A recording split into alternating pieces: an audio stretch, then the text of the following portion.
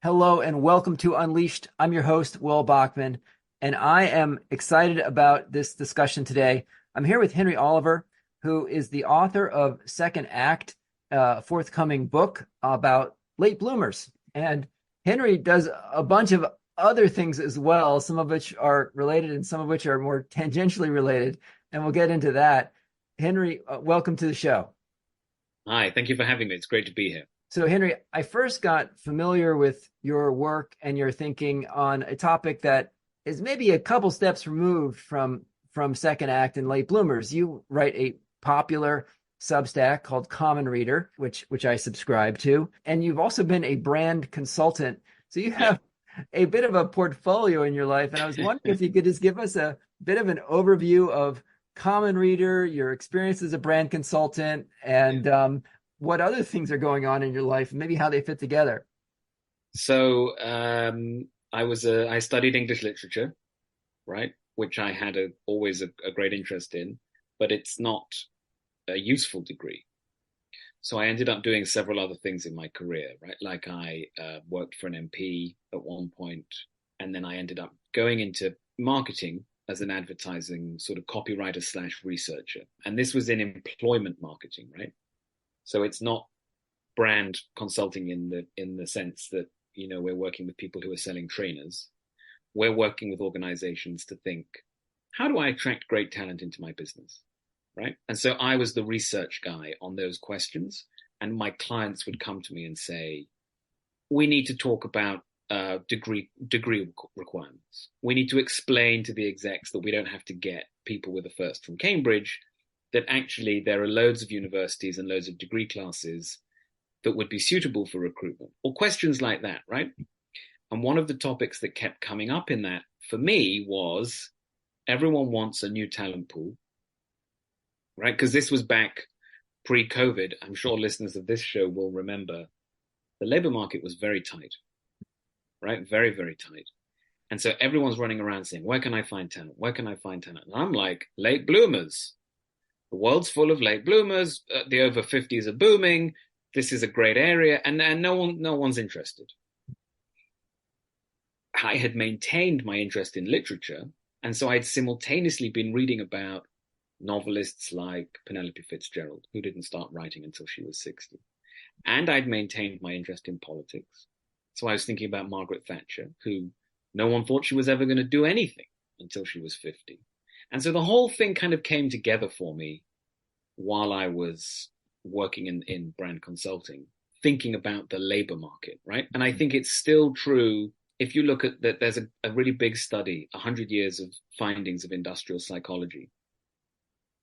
And it takes all the studies we've got and says, what do we know about hiring people, right? So you know that cognitive ability is the number one predictor of job performance. And it goes through everything. Age is like zero value for prediction of job performance.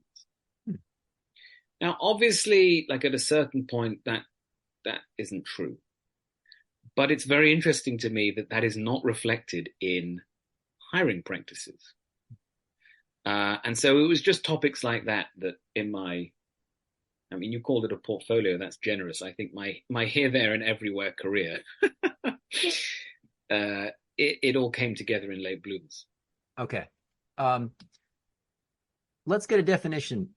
How would you define late bloomer? Someone that is no longer expected to achieve anything significant.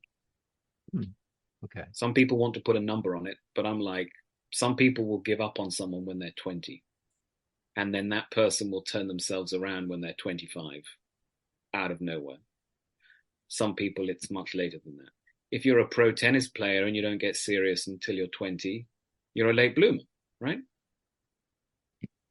If you're a historian, maybe you're a late bloomer, if you don't pick it up until much later. But I think there's a lot of variation, and it's quite an individual thing. Now, the way you structured the book is a series of short biographical sketches that illustrate a set of themes. Themes including the right people, networks and influence, being in the right place, which maybe you want to change and move somewhere, the right time. The and a series of other themes as well. Those are some of the big ones. Also, meandering career paths and inefficient preparation. So, illustrating these themes using bios of some well-known people. So that's including Malcolm X and Samuel Johnson and Steve Jobs and Margaret Thatcher, you mentioned, and Katharine Graham. So I'm curious about your decision on that because it's not necessarily the most typical decision given your background, as a talent, employment brand consultant. A different approach to writing this book might have been much more of a social science approach about looking at more ordinary everyday people and so forth. What led you to make the decision to focus more on the sort of biographical sketch approach? There are a few reasons.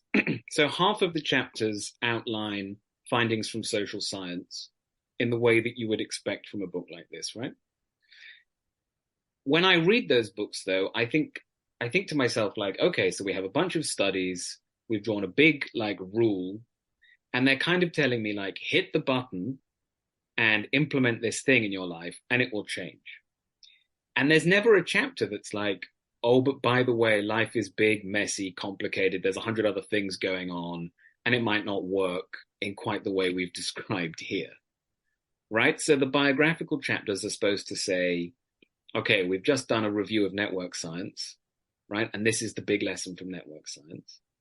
Now let's actually see how that happened in someone's life and all the other things that had to be in place and how long it took and how it was kind of by chance and how no one ever really knew it was networks that was going on.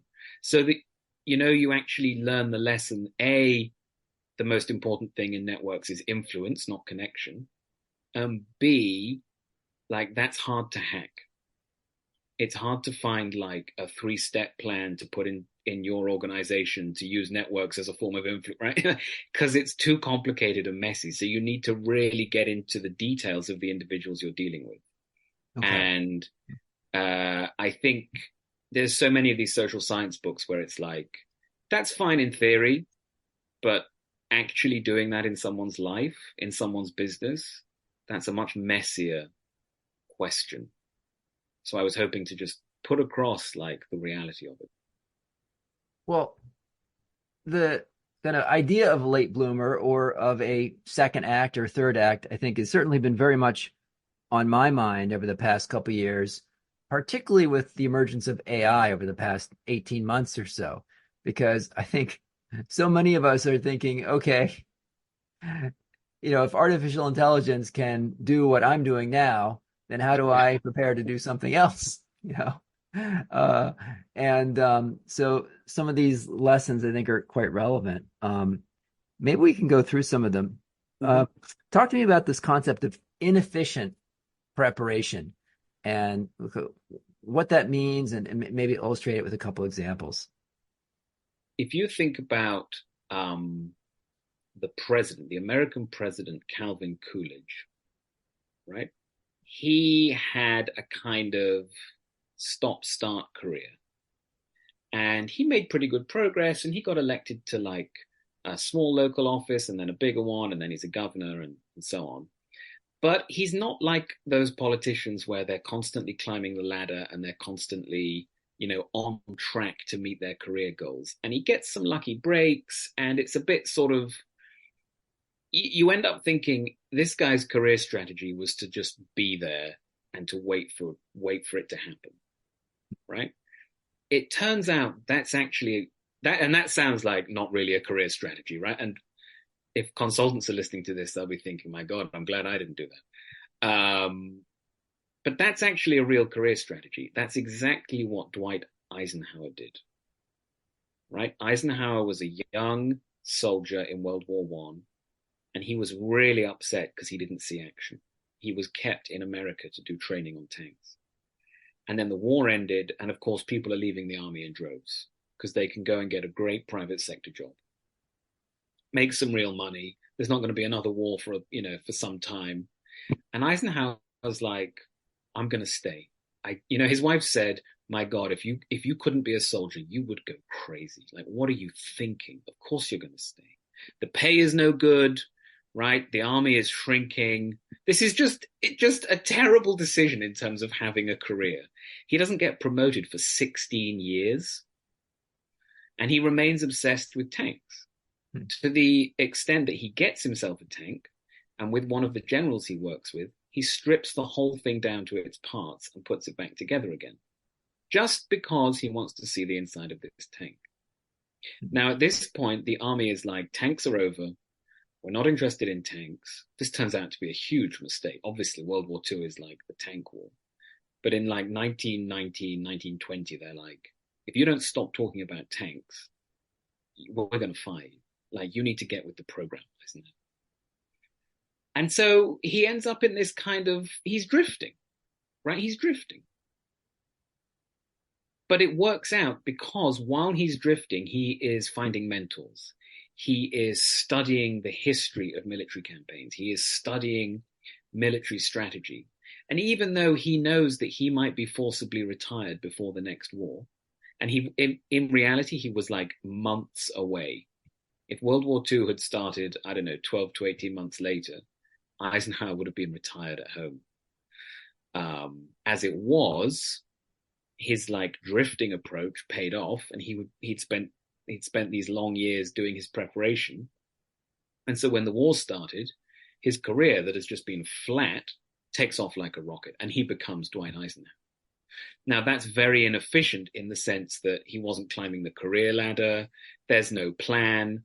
As I said, another 18 months or whatever, and it's like, oh, Eisenhower retired. He's not in this war. Like, it didn't pay off. Yeah. But in the sense that when the war came, all the top brass, they started meeting him and they started recommending him. And there are several people who say, oh my God, he's the best guy in the army. Where's he been? Because he spent 16 years getting ready, right? But in this taking tanks apart, finding mentors, going all over the, like, no structure, no career ladder.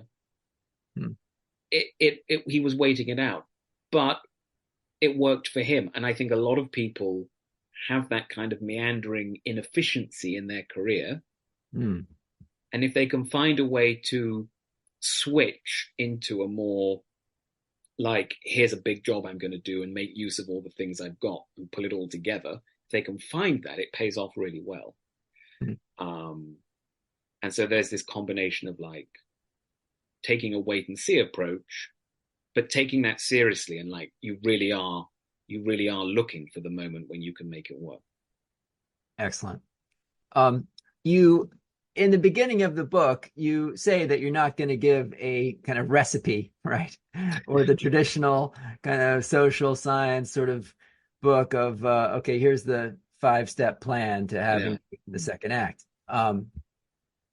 But I thought I would still ask you if we could do that a little bit on the fly here to illustrate some of the lessons. So I thought we could go through some of the categories and say, for someone who's in their 20s or 30s or 40s, what are some things that you can do now that would position you for a second act in your 40s, 50s, or 60s or beyond?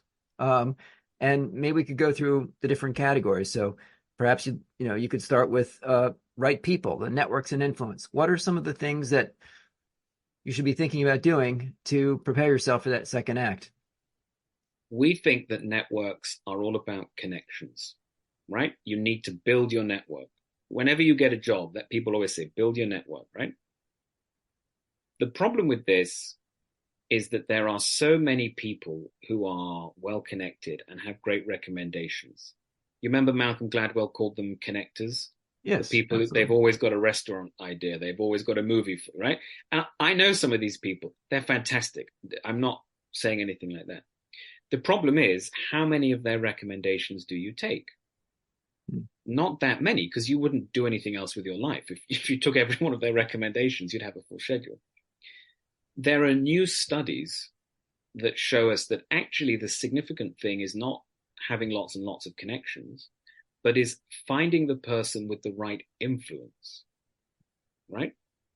So someone who's like 1 degree or 2 degrees removed from you is way more influential than someone who's 3 degrees removed.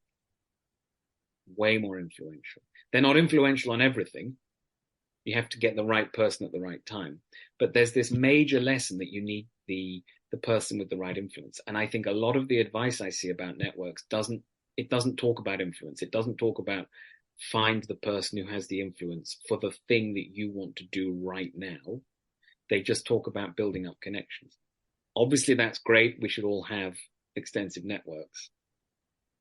But I was surprised by the number of people I found in the research for this book where the person who had the influence, it was kind of an unusual thing, and maybe they hadn't anticipated who it would be, and they didn't quite really know who that person would have influence on. Right? And actually building up a lot of connections is one thing, but knowing like I'm trying to make a career move, I need someone who can influence like inside that organization with that person. Finding who actually has that influence is a more significant job than we've sort of paid attention to until now. And so really being able to think about who am I connected to? Who will listen to that person? What are they actually credible on? Right? Because connectors have got information about a whole range of things, but who's like the exact right person to make this sniper shot recommendation for me? I would put a lot of the emphasis there for making networks work for you. So illustrate this piece about networks and influence with a story or two from the book. The classic account of how Margaret Thatcher became the leader of the Conservative Party is that her campaign manager, Airey Neave, lied about the voting numbers. He was going round to MPs saying, "Oh, Ted's got a lot of votes, you better be careful, you'll be stuck with him if you don't vote for Margaret." Now, he did do this on like 1 or 2 days towards the end, right? But you have to ask, why did they listen to him when he said that? Politics is a very factional business. They all hate each other. They've all got their little clans or whatever. The answer is that Airey Neave had never been in the cabinet. So he wasn't on anyone's team, right? He wasn't associated strongly with like one group or another. And he had a really exemplary war record. He'd been a prisoner of war. He'd broken out. He had bravery medals. Like he was a highly respected person. The combination of these two things meant he could go and talk to anyone in the Conservative Party because he wouldn't turn up and they'd be like, "Oh, he's part of so-and-so's group." It's like, no, this is Airey. He's kind of crazy, but we have to respect this guy's war record and just give him a hearing, right? And the people she was running against actually wrote in their diaries, he's getting meetings with everyone in all factions. How is he doing this? And so the secret of her leadership election was not like, oh, Airey Neave, inflated the numbers and spooked everyone, but that in the weeks before that, Airey Neave had the influence to be able to get into all different voting constituencies in Parliament and get a fair hearing. And that was exactly what her opponents lacked. So what matters in that networking story is influence and the ability to move between groups rather than, this particular thing he said on a particular day. Okay. So I guess to some degree that begs the question a little bit. So, it makes intuitive sense, right? Yes, you want to be connected with people and also connect with people with influence.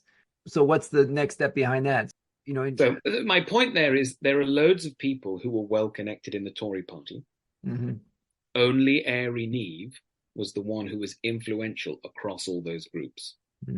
If she'd picked someone else, they had the connections, but when they turned up for the meeting, it would have been like, "Oh, this guy, he's in that clique over there. We're not going to listen to him." Airey Neave had influence over all those people. So she didn't realize that she'd picked like the one and only person who could actually do this job for her. But that's what she'd done.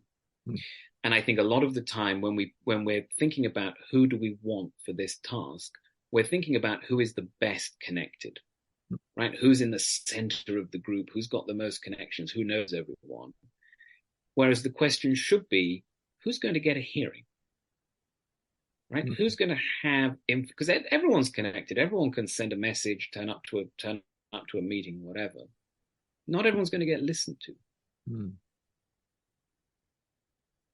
let's talk about being in the right place. So you talk about change your circumstances to change yourself. I would guess that this one is very intuitive to listeners of this podcast because consultants go into lots of different organizations and they see the effect that corporate culture can have, right? And if you end up working in a place where the culture is holding you back, right, is a slow moving culture, an organization that lacks ambition, that just makes it very, very hard for you to work at the same pace, the same level, than if you're working somewhere else, somewhere with a different culture, right? Now, this is quite a big, I think, a big generalized finding across various forms of research that are detailed in the book. The most striking one to me was that there were studies of the young men who were sent to the Second World War from America. Mm. These guys had been delinquents. So we're talking projected bottom 10% incomes, low skilled jobs, like leaving high school with, very few, if any, qualifications. Going into the army, where like suddenly everyone's equal, no one cares about your high school, this, whatever, like no one cares.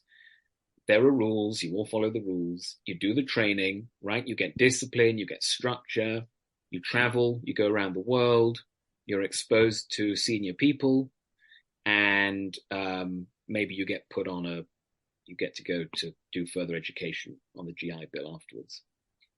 Their career trajectory is completely changed, right? Skilled work, higher income levels, more stable family lives, just completely different lives. And I think there is a really big and significant point that we know that corporate culture matters, and we're always talking about corporate culture, but we haven't quite internalized that if I can just like pick you up from where you are now and drop you into a much more ambitious, fast-paced environment where there's strong leadership and lots of opportunities for development, probably you'll just do a lot better. Whereas if I sit someone next to you who's toxic, that will crush you. And I don't think we've properly internalized that, like, do I need to make more effort? Do I need to work harder? Do I need to do this? Maybe you just need to be in a different environment. And that's right. That's the thing. I think for people who are focused on a sort of current, like tactical change in their life, right? Oh, I'm a consultant and I'm trying to get a better consulting job or something like that. That's one set of recommendations that might come out of that. But what are your thoughts today about someone who is thinking about, a second act or a third act, but in a more meandering way where they're kind of wanting to prepare, like I'm happy what I'm doing now, but maybe I want to be able to put myself in a position to have some opportunity available to me that I don't even know what it is yet, right? So, and particularly in today's world, in your view, does that mean mostly move to a big city where it's dense? Because I think you talk about the research where people in bigger cities are more productive per capita. Is it in a more remote Zoom world? Is it getting into the right online communities and the right online discussions and making friends with interesting people you meet on the internet? Is it hanging out on certain social media platforms? Like, is it starting a podcast? What is it? What's the kind of today's answer to being in the right place or putting yourself in the right place in today's world? So I want to stress like 2 or 3 points. This is exactly why there's no like blueprint or formula in the book, because all of those answers might be the right answer depending on who you are, right? And maybe you're going to combine 2 or 3 of them, right? Great. It depends where you are in your career. It depends, do you want to go from being a lawyer to, a weaver? Or are we talking about lawyer to working in insurance? Like what's the order of magnitude change, right? We're talking about. The most fundamental thing, the second point is the most fundamental piece of research that I found, which is in the introduction, because I think it's a really significant thing, is it was about hot streaks. How do people have a hot streak in their career? Which is when you get like a 10, 15-year period of just producing your best work and producing a lot of work, right? And this study looked across scientists, artists, I think sports people, like lots of different domains. And they found that the pattern is basically you have an explore period and you're looking at different things, you're trying out different ideas, like you're really just, meandering, right? All over the place. At some point, you then move into the exploit period, which is where you pick one, two, some combination of the things from the explore phase, and you say, right, I am going to work on delivering that, solving that, building that, whatever it is. What they say is it's not the most recent thing you found in the explore phase. It's not like, it's been 6 years, I finally found my thing, I'm going to go. It's actually like the thing you were most interested in, the thing that really stayed with you somewhere in that explore phase. What makes the difference is you choose to switch. Now, maybe that's because you get the job offer, because, someone opens a lab where you can do your thing, because, a new team opens in a firm, like whatever. But making that switch is really important. And so I would emphasize, like, if you're looking for an exploit phase and it's different from what you're doing now, you need to do the explore. You need to add some strings to your bow. Now, that might be move to a city, start a podcast, get a blog, and everything else, right? Or it might be like, I'm going to work in private and not tell anyone for 3 years and just build this up. And then I'm going to come out with a podcast later. Like the route to it's going to be very different for each person, depending on what they're starting with. But when people always tell that famous story about Steve Jobs, like he dropped out, he did yoga, he did calligraphy, he did all these other things, and then it all came together in Apple.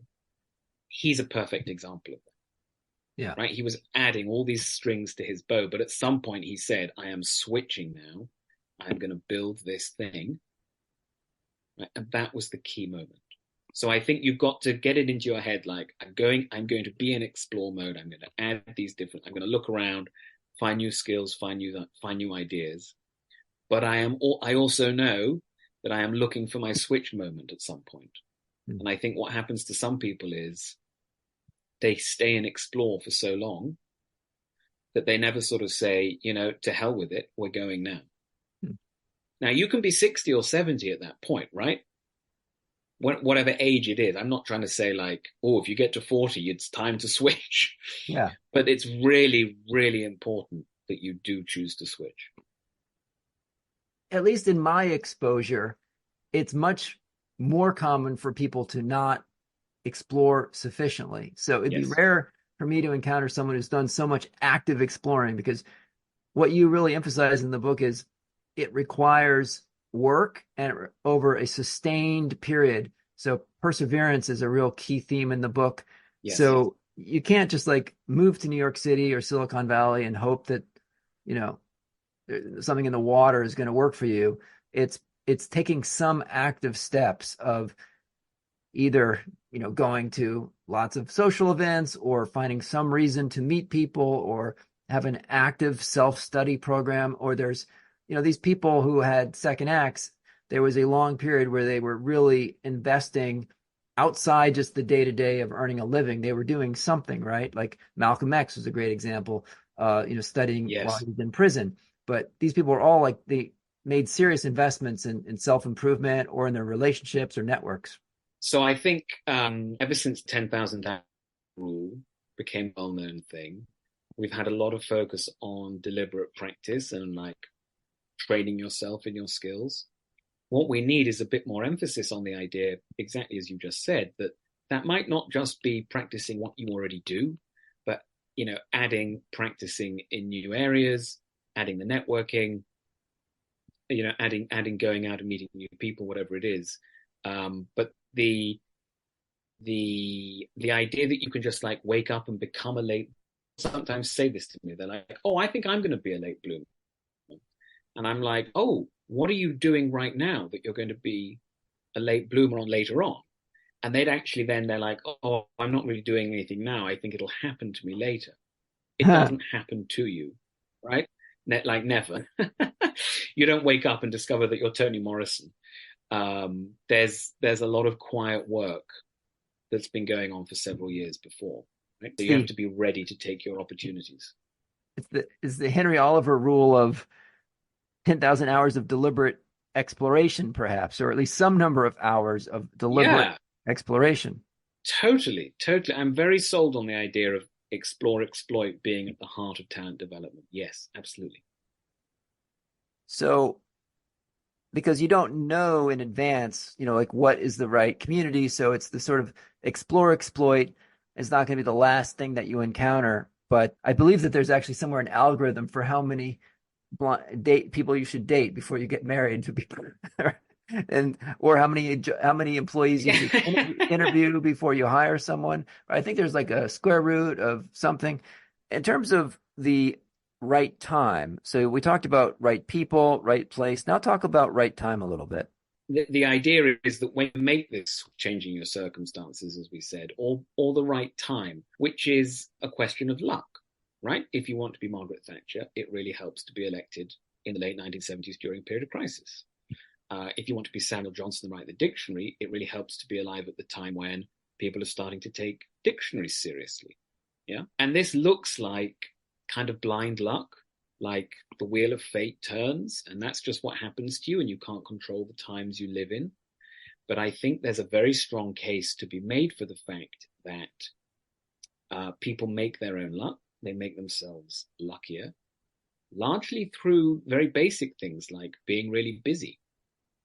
Because, of course, the more you do, the more you get out there, the more the more output you have, the more chances for luck that you are creating for yourself. But also you change the way you look at the world. And there are some studies, they're not like super reliable studies, they're kind of correlational. But people who are looking for luck, people who are looking for opportunities, will find more of them than those people who aren't. And so I think being like there at the right time, as it were, is not just a question of like waiting it out and hoping that something happens to you. It's very much a question of constantly, being ready for these opportunities. And in doing that, you sort of see them as they go past more. So I would just emphasize that for the right time issue, I think. So I forget if you use this concept in the book or if I just brought it to it, but the concept of like increasing your luck surface area Yes. is in line with what you're talking about. And what are some of the things that the people that you sketched in the book did to increase their luck surface area? I Maybe talk think, about Ray Kroc a little bit, because what he did was, he's a great one. So Ray Kroc was obviously the guy who turned McDonald's into like the biggest business in the world. He was 53 when he drove into the car park at McDonald's, and he was a milkshake mixer salesman. And this is a very unlikely scenario for someone who's going to become the biggest CEO in the world, right? What he found was a small family restaurant that had perfected the fast food kitchen. It was quite common at that time that your burger and fries would take like 15 minutes to arrive. The McDonald's restaurant had turned that into 50 seconds. So they'd really perfected this. But what they couldn't do was scale it. They'd tried franchising. It had completely fallen apart. They couldn't get people to stick to their standards. Other chains had tried franchising and it just hadn't really worked. Ray Kroc had a very long history in sales of being really, really persnickety. Like, if you had a hair out of place, quite literally, he would pull you up on it. He used to give his employees combs and nail clippers, and he expected everyone to be, exactly neat and presentable, and really nothing sort of got past him. So he was the perfect person, it turned out, to stumble across this little business and make it into a franchise and maintain standards while he did it. The way he found them is quite remarkable. He was selling milkshake mixers, and the McDonald's brothers called him and said, I can't remember what the number was, they needed like 6 or 8 mixers, which was a very large order, right? No one ever ordered that many in one go. Ray Kroc thought that was so extraordinary that he decided to fly to California to go and see these people. He was working in, I think, on the East Coast or maybe in Chicago. So he basically crossed the country to visit this restaurant on the basis that they'd ordered a few extra milkshake mixes. Not everyone would do that, right? Not everyone would say, wow, that's a big order. I really need to find out what's going on. I need to go and see that place. But the fact that he did go and see it he had this life-changing, you know, when you walk into that kitchen and you see how you produce a burger and fries every 50 seconds, he was completely blown away.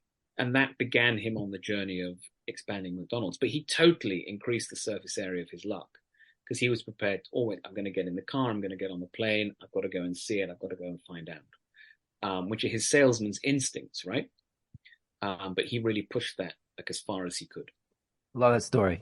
In the book, you're primarily illustrating the concepts with well-known figures, mostly well-known. Some people have achieved like these extraordinary things that I had not heard of, like Audrey Sutherland, who was this amazing kayaker at the age of 80. You don't have as many stories about just kind of ordinary, everyday people making like more modest shifts that a reader might, have more reasonably aspire to. Most of us are not going to be the Prime Minister of England, but tell us a little bit about, in your research coming across people like, I don't know, a social worker who goes to night school in her early 40s and becomes an attorney, or someone who is a blood technician and goes to medical school and becomes a doctor.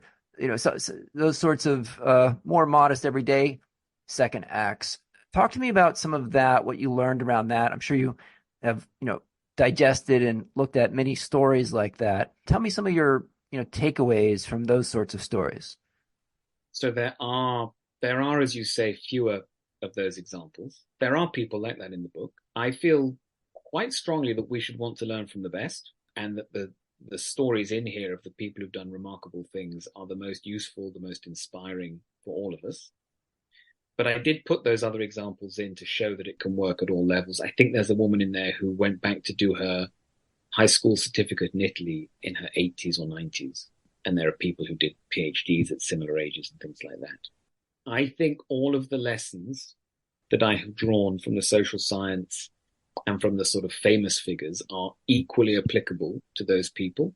I think the car mechanic who became a doctor, for example, lots of persistence, right? A meandering career, changing his circumstances, like all of these factors apply very strongly to him. Someone pointed out to me that having worked as a car mechanic actually isn't bad preparation for going to medical school and think about the internal tubes and systems of the body, right? Interesting observation, I thought. But there are two sort of things why these people don't get more space. The first, as I say, is I think we learn from the best, and I think that's very important. The second is that like these people exist in news stories and there are profiles of them, but we don't know them in detail in the way that we know these other figures. And so for fleshing out really sort of illustrative examples, I wanted those details. I wanted people to see how it actually plays out. Like if you think about the story of Vera Wang, which she gets, I think, a couple of pages, not like a long profile, but we try and go into some detail. Yeah, I love that section. Very cool. Right. How she was at Vogue and then she couldn't, Right. find a good wedding dress. Love that. Right. And you need all of those details, right? You really need to see the twists and the turns and how it relates to her personal life, and her dad has to get involved, and she's always had this, but she hadn't known. And like, you don't get that for the less well-known people. You just get these kind of inspirational stories about like, I went back and changed my life. That's great, and I celebrate it, and I want the book to inspire more of that. But the Vera Wang story is more useful to you to see that like, hey, you know what? She did 3 other things first. She had a really bad time personally. Like she had the idea, but she needed the encouragement from someone else. It didn't take off right away. Like all of these things are really important details. And what I felt strongly was the internet is full of very good resources of like lists of late bloomers, right? It's never too late kind of articles. Yeah. But they don't get into the like what actually happened. Like how did she go from Vogue to being Vera Wang, right? That's a big question. So I felt that to get the answer, like how do late bloomers work, or like what's going on, I felt we needed to dig into these bigger examples to get that detail. So this topic has been on your mind for a while. You talked about, you were thinking about it during your 10 years as an employer brand consultant. How did your views change as you really did the research and wrote this book? I was very focused on the biographical side. And then I became much more focused on the social science side. So finding explanations in network science, in sociology, in economics, all these areas, finding those explanations for the in people's lives was the new side of it. And that's where like a lot of the research went, because I really wanted to be able to explain, how does someone go from being like a hack journalist to the guy who wrote the dictionary? I think the biographical explanation is fundamental, but you have to add network science to actually get the answer to that, right? Just like with Ray Kroc, I analyze him through the work of an economist called David Galenson. You have to add these like theoretical structures, empirical structures to give you a proper answer, which of course is something that like I wasn't unused to as a consultant, taking a story and trying to understand it with the real frameworks.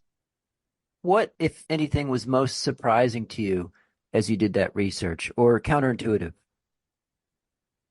I don't know if anything was counterintuitive. I was surprised at the importance of networks and at the extent of their importance. And I think it's still underrated how being in the right group of people, being under the influence of the right sort of people, can make a huge difference. And if you're not happy with the way your life is going, changing who you associate with, I now think is like really fundamental. And I just hadn't appreciated how important that was before.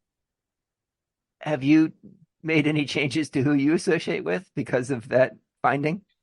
Well, writing a book is a great way to change who you associate with. Uh, And I had to leave my job to do it. So like the day-to-day pattern of who I'm communicating with has completely changed. And when I left my job, I got a grant from a thing called Emergent Ventures, which is a fund that gives grants to people who want to do ambitious things. And that has given me access to a network of people who I certainly otherwise wouldn't be associated with. And they're on the whole, very, very highly accomplished, much more highly accomplished than I am, and very interesting people.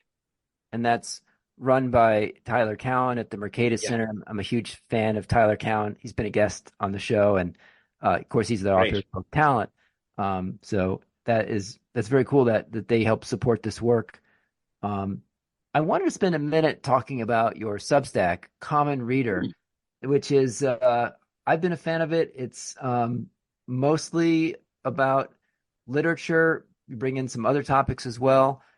Tell me about what's your kind of motivation for driving that, and what are you hoping to accomplish with the Common Reader?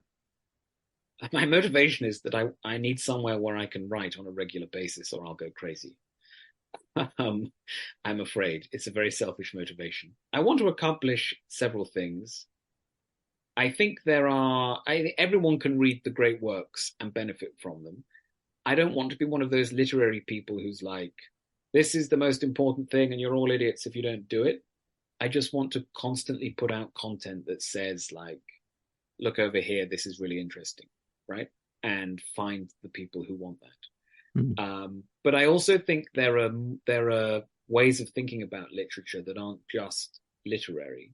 So I'm quite convinced that Jane Austen should be on the reading list of consultants and MBAs and people like that, because like Emma, for example, is a novel about living in a small community of people and being very convinced that you know what's going on with the relationships between those people, when in fact you haven't got a clue and you're going to get some nasty surprises because you've misread everything. I think that's very applicable to modern office life.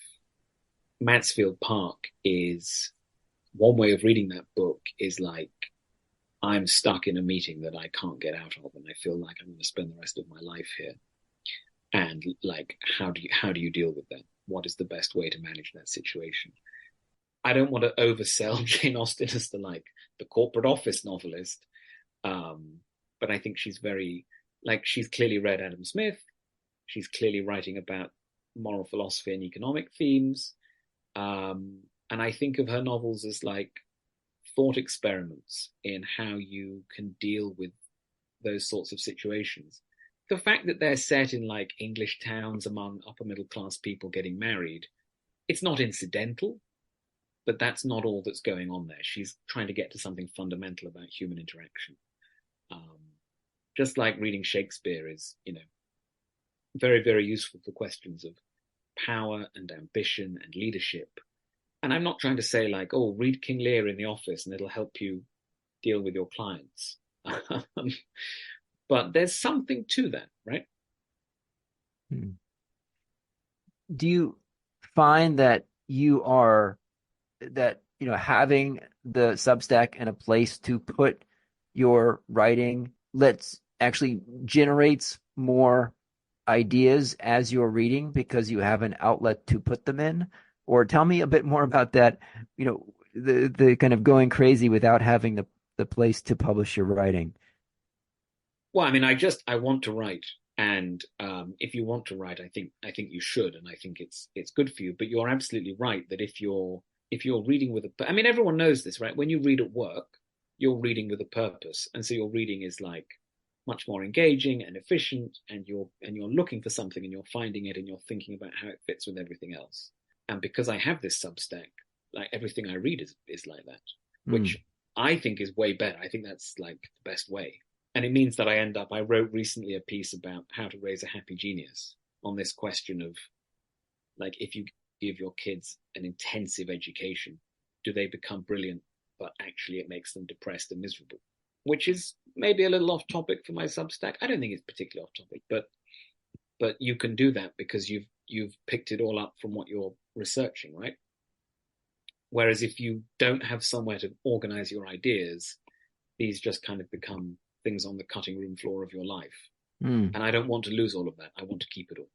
Tell us about, if you don't mind, what are your sort of 5 to 10 year aspirations? Is it going back to being an employer brand consultant and building out that career, or giving speeches, keynote speeches on late bloomers, or writing more about literature? Or all of those things. I'm curious, sort of, where your aspirations are taking you. Yeah, no, I mean, all of those things for sure. I still do freelance consulting work for employer branding, and enjoy it very much, and it keeps me in touch with what's going on. Right, I do a reasonable amount of writing, paid writing, and I've started, doing podcasts and going into organizations and talking to them about not just late bloomers, but like talent more generally, questions of ambition, and how does patronage fit with meritocracy, various topics. So yeah, I suppose my ambition is to like maintain my freedom in that sense. Your point about talking to employers and combined with this book, what are some of the takeaways you'd want employers to think about in terms of, bringing in that more experienced level of talent, into the organization, including at potentially, mid-level or even junior roles, about bringing in career changers who are, a bit older than the fresh graduates? The difficult thing is that the best way to assess talent is individually, right? And that's I think basically one of the major lessons of this book. But the most efficient way to assess talent is in batches with criteria, so you can screen people out, so that you can manage cost. But that's how you miss some of the sorts of people who are in this book. So sometimes when I give a presentation, I like to start by talking about Katharine Graham, who became the most successful CEO of the 20th century, ran the Washington Post Company with all of its attendant newspapers, magazines, television stations, right? Warren Buffett invested. It was a hugely successful business.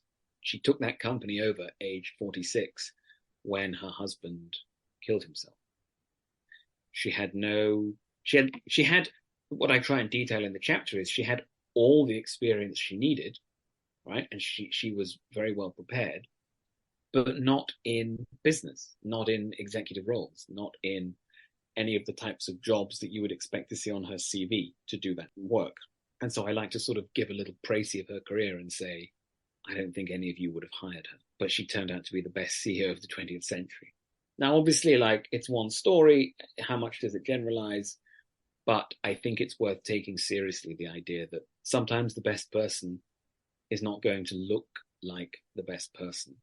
And there has been a big move in corporates in recent years to like relax the criteria on what kind of degree you can have to come and work here, or what kind of university you went to come and work here, right? Remove credentialism of that sort.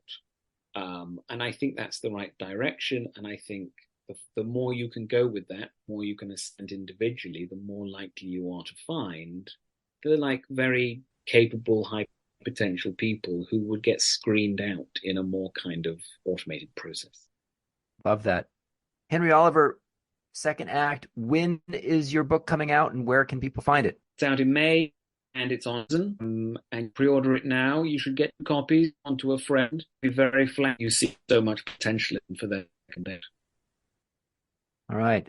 Pre-order. Those do help quite a bit getting a book having momentum. And we'll also include in the show notes a link to Common Reader, your Substack. It has been so fantastic having a chance to speak with you about your book after reading it, enjoying it. Thanks, Henry, for coming on the show today. Thank you so much, Will. I had a great time.